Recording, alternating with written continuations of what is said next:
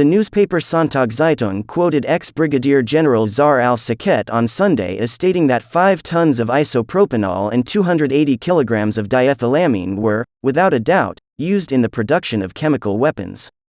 Isopropanol is found in disinfectants, cleaning agents, paints, and varnishes, but is also an important component of the gas used in reported chemical attacks by the Assad regime.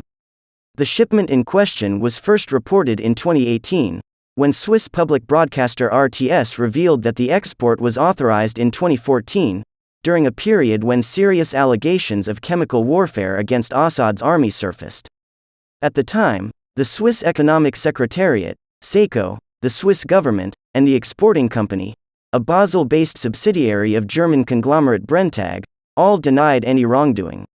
SECO stated in 2018 that the client was a private Syrian pharmaceutical firm, with no indication of ties to the Syrian regime at the time, or today, and just weeks after the RTS report, SECO announced that isopropanol exports would be restricted. The Swiss government stated at the time that the entire shipment of 5 tons was used to manufacture medical products. However, according to the SonntagsZeitung, only one of the 5 tons of isopropanol imported into Syria in 2018 could be accounted for by the importing company MPI, which manufactured several medical products under license from Basel-based pharma giant Novartis.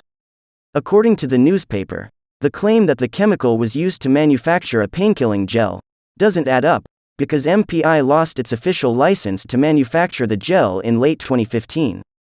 The paper asserts, based on ex-General Al testimony, Sakets that the remainder of the shipment was almost certainly used to manufacture chemical weapons and that the Assad regime frequently used importing companies as disguises to obtain ingredients. The chemicals in question originated in Duisburg, Germany, and were shipped to Basel via the Rhine and then by sea to Latakia, Syria, according to the paper. Brenntag reiterated on Sunday that both products were delivered in accordance with applicable regulations, and that SECO had cleared the company of any wrongdoing.